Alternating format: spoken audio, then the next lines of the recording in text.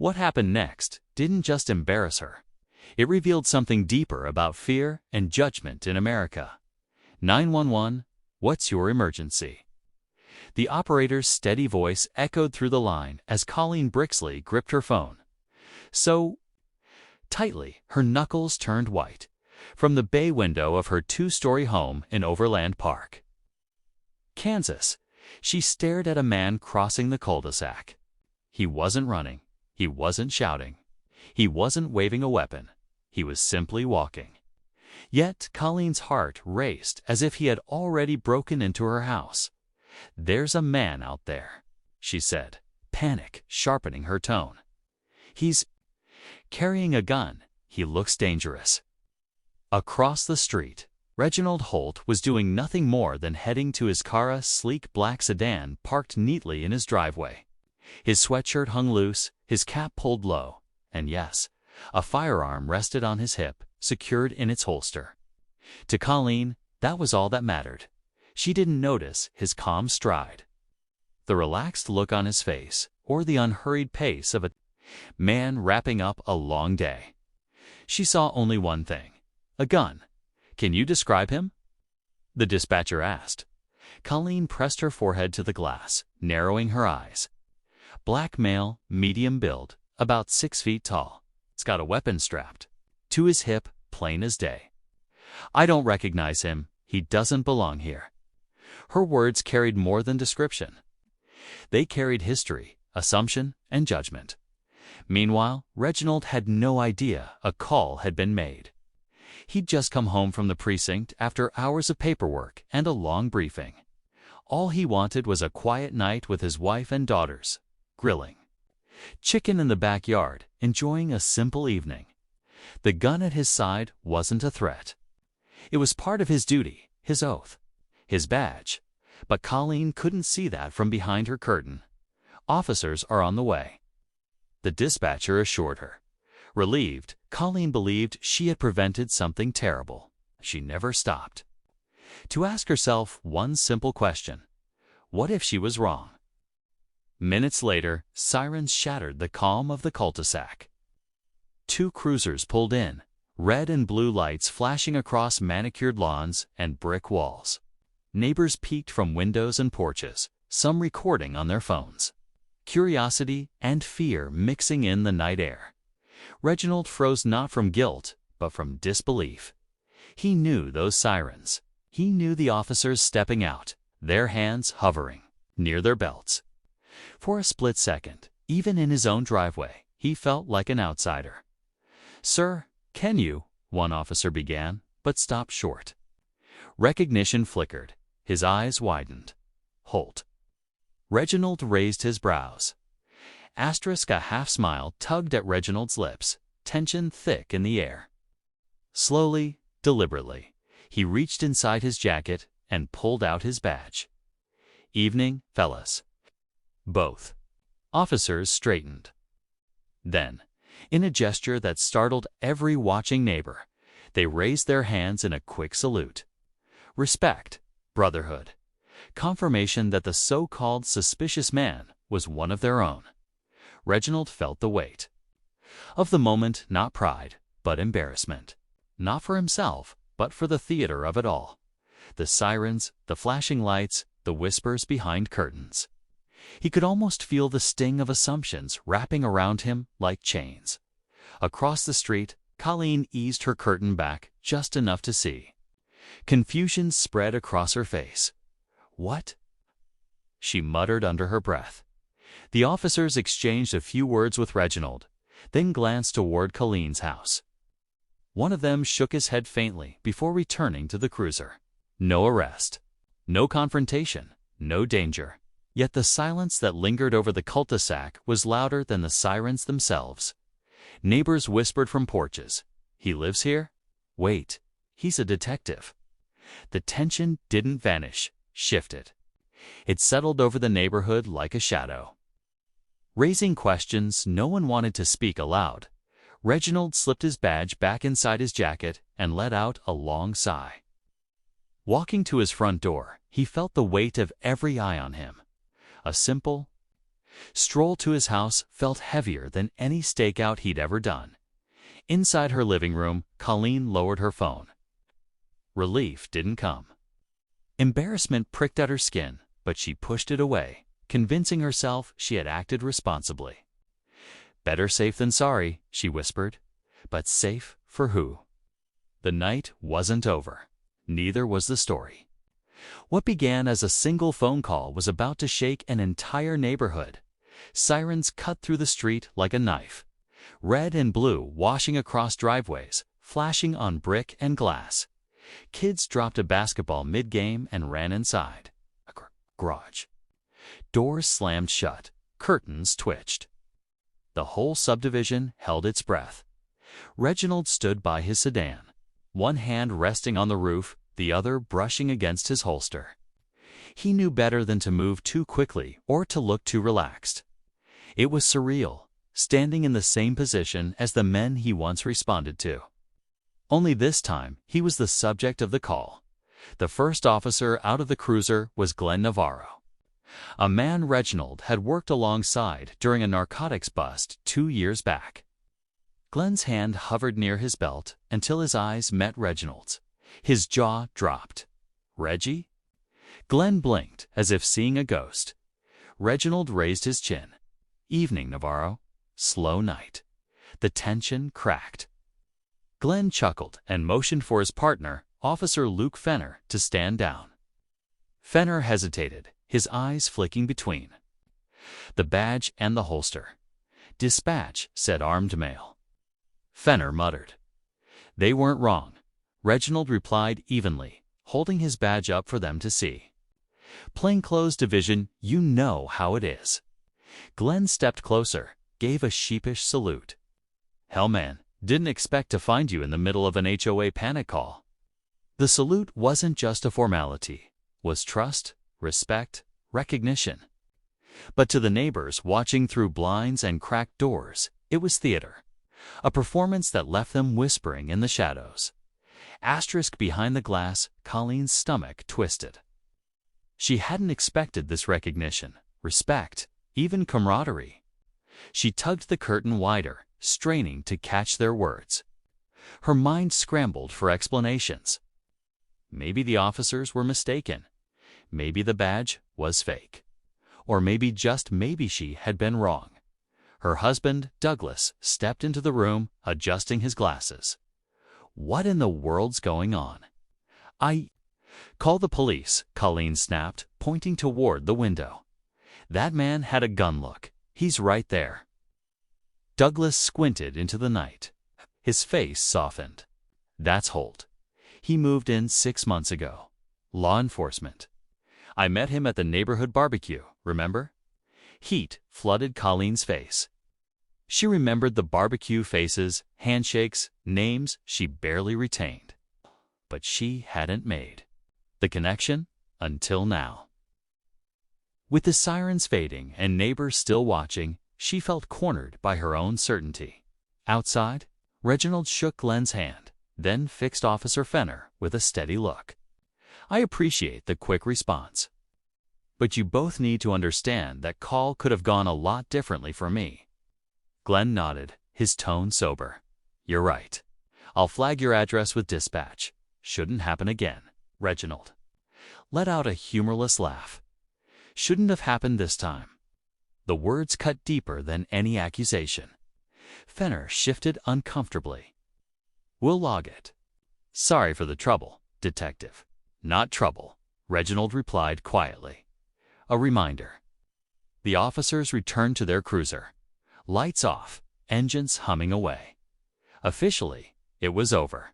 But the neighborhood was still alive with whispers. Across the street, retiree Helen Drummond leaned toward her neighbor. "He's a cop." "Since when?" "I don't know," the woman muttered. But Colleen called it in. "Whole thing looks bad." Murmurs spread like wildfire. Curtains glowed with the light of cell phone screens. Fingers tapped across the HOA message. Bored. Crafting posts that would spark arguments before sunrise. Reginald walked toward his front door, but stopped halfway. sensing eyes on him. He turned, his gaze locked with Colleen's through glass and shadows. No words, no gestures. Just a heavy, silent acknowledgement. Colleen flinched, yanking the curtain shut. Her pulse raced. "Better safe than sorry," she whispered again. But the words rang hollow even to her. Douglas laid a hand on her shoulder. "Colleen, you jumped too fast." This time, she had no reply. Across the street, Reginald opened his front door. His daughters rushed into his arms, laughter breaking the tension for a fleeting moment. But even as he held them close, his mind replayed the flashing lights, the hands hovering over holsters. He thought about how quickly it could have gone wrong, how close he'd come to being treated not as a detective, not as a neighbor, but as a stranger with a gun. The cruisers were gone, but the night wasn't finished. The neighborhood wasn't ready to relax. The flashing lights were gone, but their mark lingered. Reflections still seemed to dance in windows long after the cruisers had rolled away. For a moment, silence ruled the cul-de-sac. Then the whispers began. On one porch, Helen Drummond folded her arms and leaned toward her neighbor, Paul Richter. "I told you Colleen was going to stir up trouble sooner or later," she muttered. Paul frowned. To be fair, she thought she saw a threat. Helen's eyes narrowed. What she saw was her neighbor coming home from work. Gun or no gun, she called the cops without a second thought. "You don't see what that looks like?" Tall shifted, uncomfortably, choosing not to answer. Across the street, Reginald lingered in his driveway. He wanted to shut the door on the entire spectacle, but leaving now felt like retreat. The front door creaked open. His wife, Danielle, peeked out. "Reg? Come inside. The girls are asking why the police were here." Exhaustion weighed on his face. "I will. Just give me a minute." She stepped outside, brushing his arm with her hand. "You shouldn't have to stand here like you're proving something." "No," Reginald murmured. "But if I don't, people will write their own story." From the corner of his eye, he saw Colleen step onto her porch, Douglas trailing reluctantly behind her. She cleared her throat. "Excuse me, Detective Holt." Her voice carried awkwardly across the lawn, too loud for privacy, too soft for confidence. Reginald turned, calm but unreadable. "Yes, Mrs. Brixley." She winced at the formal tone. I just want you to know, when I called, I wasn't trying to cause trouble." "I only thought you thought I was a danger," Reginald cut in, steady and measured. In my own neighborhood, Colleen's mouth opened, but no words came. The weight of listening neighbors pressed on her. Douglas stepped forward, trying to ease the tension. "Reginald, I think what Colleen means is." Reginald lifted a hand, silencing him. "She meant exactly what she said. She thought I didn't belong here, and that could have cost me far more than embarrassment tonight." The air thickened. Even the crickets seemed to fall quiet. Colleen's arms folded across her chest. "I acted out of caution. If something had happened and I hadn't called, everyone would have asked why I did nothing. I did what anyone would have done." Danielle's voice cut through, sharper than her husband's. "No, you did what you would have done. Plenty of people saw my husband walk across that street. Not one of them reached for their phone, except you." The truth landed hard. Color rose in Colleen's cheeks. She glanced toward Douglas, but he only shook his head, unwilling to defend. Her Reginald let the silence settle before speaking again. "Mrs. Brixley, I've carried a badge for 13 years. I've walked into real danger more times than I can count. But tonight I was most at risk, standing in front of my own house because of a phone call." Colleen opened her mouth, but no words came. Instead, she turned and slipped back inside, Douglas trailing after her with a weary sigh. Neighbors remained on their porches, some whispering, some quiet, But all of them had seen. All of them had heard. Danielle touched her husband's arm. "Come inside, please." Finally, he relented, slipping his arm around her shoulders as they walked toward the door. Before stepping inside, he turned once more to the street, his voice carrying just enough for every porch and window to hear. "I live here." Then he closed the door. The words rippled through the crowd. Nobody replied. But the message was clear. Inside. Reginald sank into the couch, elbows on his knees. Danielle tried to soothe him. "You don't owe them an explanation." He stared at the floor, voice low. "Maybe not. But tonight wasn't about me. It was about what she thought when she saw me." The sirens were gone, but the feeling wasn't. It lingered etched into Reginald's mind. The hovering hands. The salute, Colleen's wide-eyed stare. Every detail burned itself into memory. But while Reginald tried to push it away, the neighborhood was only beginning to dissect what had happened. The Holt home was usually alive with warmth, the chatter of two girls fighting over the TV, the soft scrape of Danielle cooking in the kitchen, Reginald's laughter rolling away the weight of the day. But that night was different. Dinner cooled untouched on the stove. Cartoons played on the TV, unwatched. And Reginald sat in silence, staring at his badge on the coffee table as if it had betrayed him. On the staircase, Alyssa and Janelle whispered back and forth. Earlier, they had asked why the police were outside. Danielle had brushed it off with as simple grown-up things. But kids knew when something was wrong.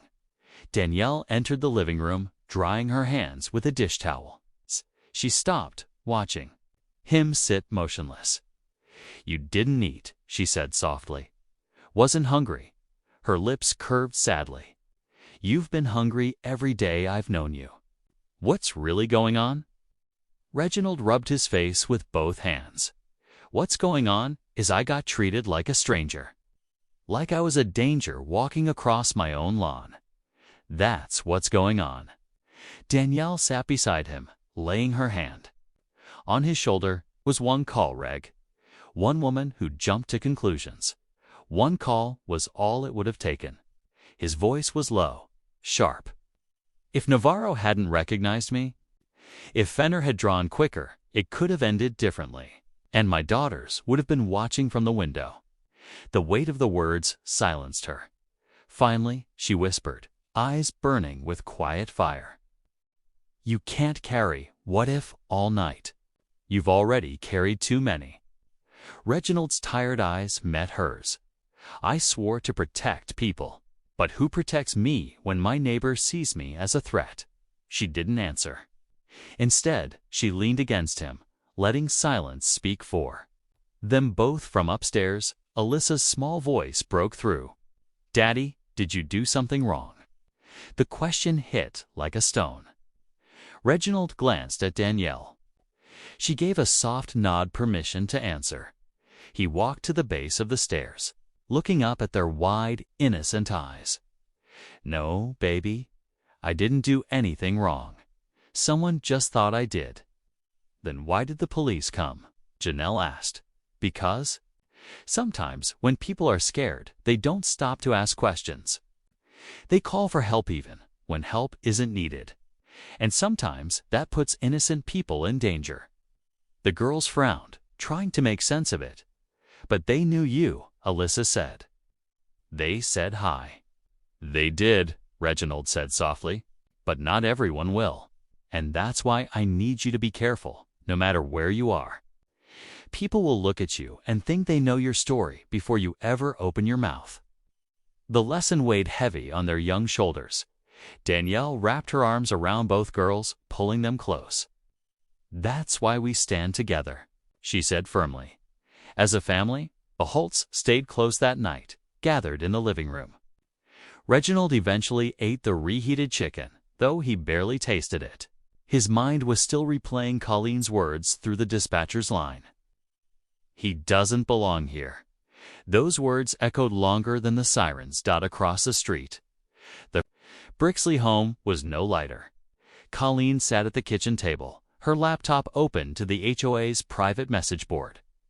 Threads had already begun. What happened tonight? Anyone know the man the cops saluted? Did Colleen really call them? Her chest tightened as she scrolled. The story was spreading faster than she could control. Asterisk some comments on the HOA. Message board tried to defend Colleen. She was only trying to protect us. But others weren't so forgiving.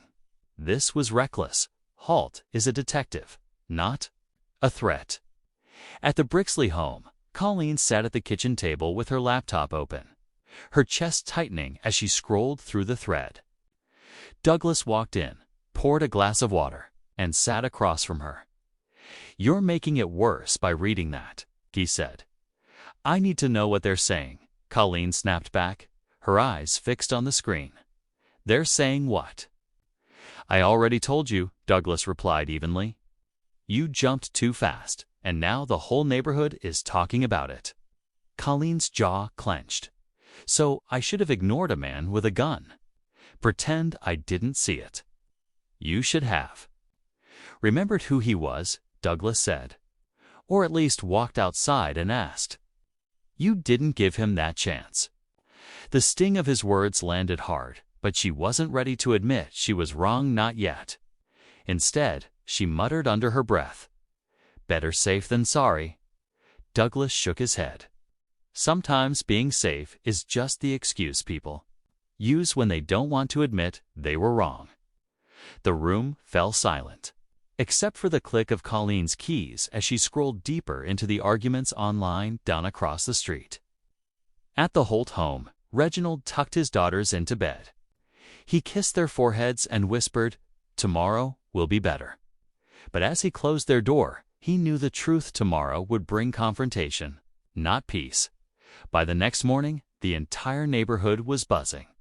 Not with school buses or lawnmowers, but with the noise of digital gossip. The HOA's private board had exploded overnight. More than 60 comments under a single thread titled "Incident on Cedarwood Court." Reading through the posts felt like watching a tug-of-war. Some defended Colleen. She did what any responsible neighbor would do. We can't ignore someone walking around armed. But others cut sharper. She called 911 on our neighborhoods. A detective. Everyone saw the salute. This wasn't about safety. It was about assumptions. On her way out to work, Helen Drummond spotted her neighbor Paul Richter dragging trash bins to the curb. "Seen the board yet?" she asked with a smirk. Paul sighed. "Yeah, it's getting ugly." "Ugly," Helen scoffed. "It's honest. People are finally saying what they've been whispering for months." Paul shook his head. "I don't like where this is going. If folks can't talk online without tearing each other apart, what's it going to be like at the next HOA meeting?" Helen grinned. "Oh, I wouldn't miss it for the world." Meanwhile, inside the Holt kitchen, Reginald sat with his coffee, scrolling through the comments on his phone. Danielle stood behind him, arms crossed. "You shouldn't be reading that junk," she said. "I know," Reginald admitted, "but when half the neighborhood is talking about me, I don't get the luxury of ignoring it." Danielle leaned closer, her eyes catching on one particular post from Brian Mullen, a father of 3 who had moved in around the same time as the Holts. "Reg is a good man. I've had beers with him. Our kids play together."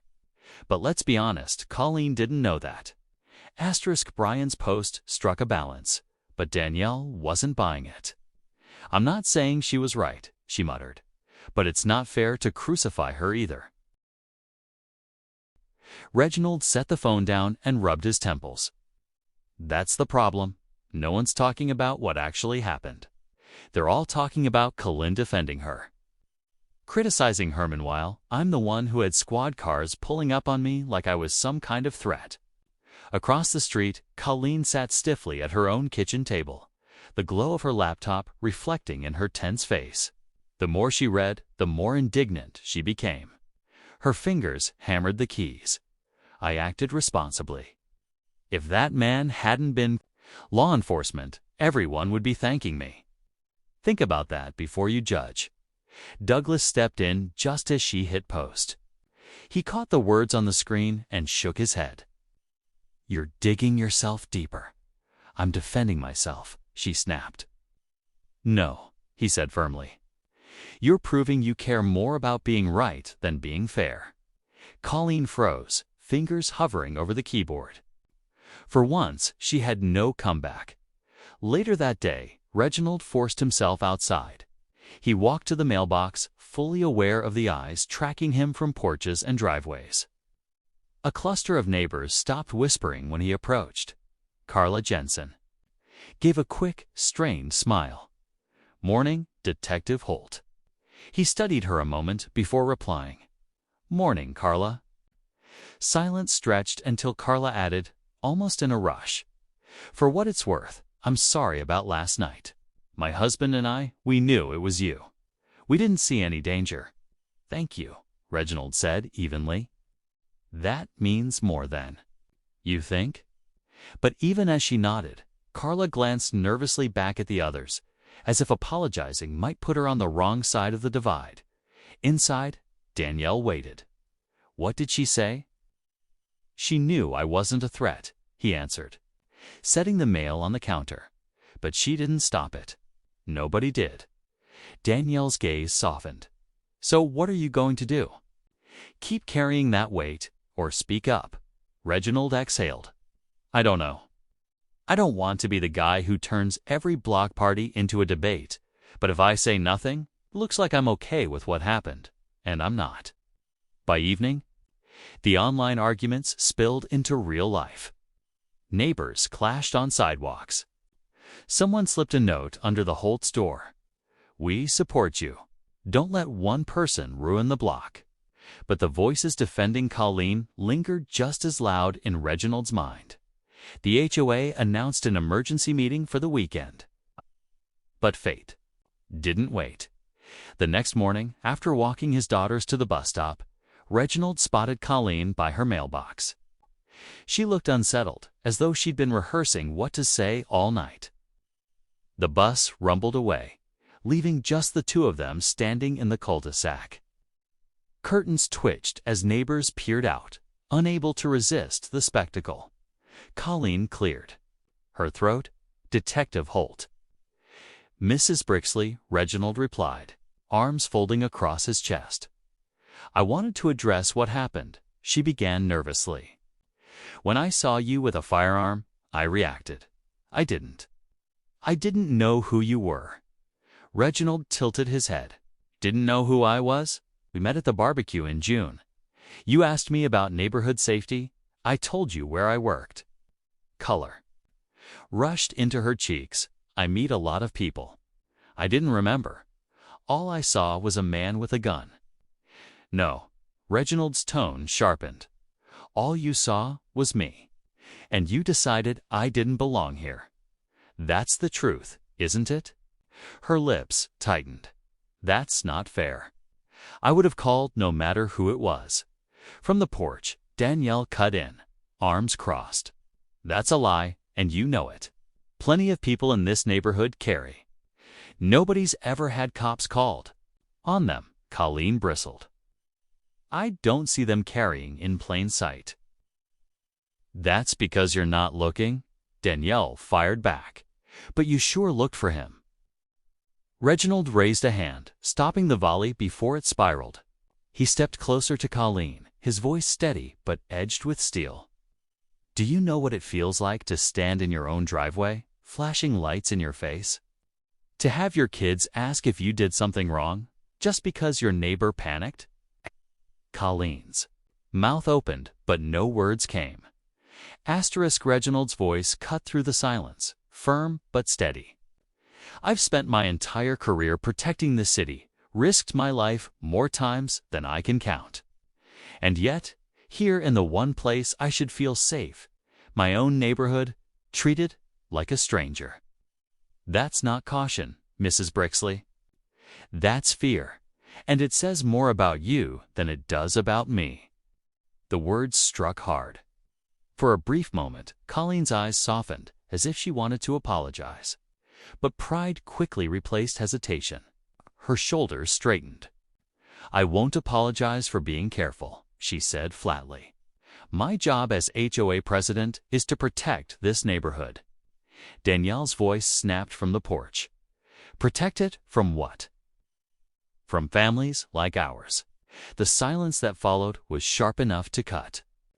Colleen's jaw tightened. Her lips pressed thin, fighting words she didn't want to say out loud. "Finally," she muttered, "I don't want to argue," and turned toward her porch. Reginald called after her, his tone calm but cutting. "You don't want to argue because deep down you know you were wrong. You made a call that could have ended very differently. Think about that the next time you pick up the phone." Colleen froze, her back stiff, before disappearing inside. Danielle let out a breath. She never admitted it.